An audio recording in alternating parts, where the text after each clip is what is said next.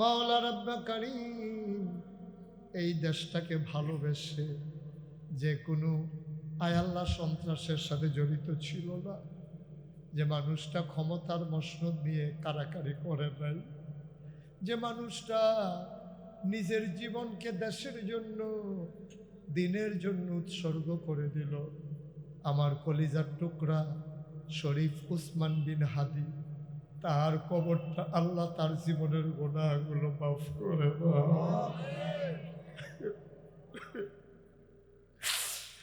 আল্লাহ রাব্বুল কারীম সে জানতো তার পরিণতিটা যে এমন হবে, জেনে শুনেই যেন বিষ পান করে নিয়েছে। মাওলা দেশের জন্য নিজেকে কুরবানি দিয়ে দিল। তুমি তো বলেছ আল্লাহ তাদেরকে মৃত্যু বলা যাবে না, ওরা শহীদ হয়ে গেছে। মাওলা আরে তুমি শহীদ হিসেবে কবুল আর মঞ্জুর করে দাও।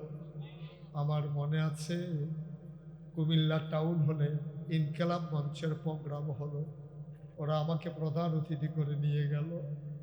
হাদি আমাকে জড়াইয়া ধরলো, চোখের পানি ছেড়ে দিল।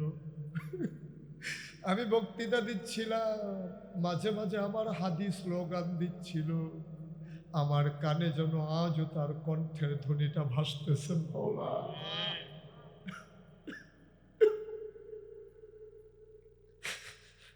আমরা তো এমন নিঃস্বার্থ মানুষ হতে পারি নাই। সে যা পারলো আমরা তো তা পারলাম না। তুমি মাওলা তার বিবি, তার বাচ্চা, তার মা, তার বাবা, তার ভাই বোন সবাইকে সবরে জমিল ইখতিয়ার করার তৌফিক তুমি দান করে দাও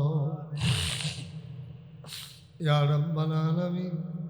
মাওলা রব্বে কারীম, আয় আল্লাহ দেশের জন্য যিনি আপসীন নেত্রী, যিনি আল্লাহ গণতন্ত্রের মানুষ কন্যা, মাওলা রব্বে কারীম বৃহত্তর ঐক্যের জন্য যিনি নিবেদিত প্রাণ হয়ে সারাটা জীবন কাজ করেছেন, বেগম খালেদা জিয়া, আয় আল্লাহ ওনার জীবনের গুনাহগুলো তুমি মাফ করে দাও।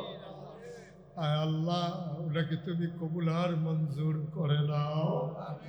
আয় আল্লাহ আবেদা সালেহা জাহেদা হিসাবে তুমি মাওলা কবুল আর মঞ্জুর করে নিও গো মাওলা ইয়া রাব্বাল আলামিন।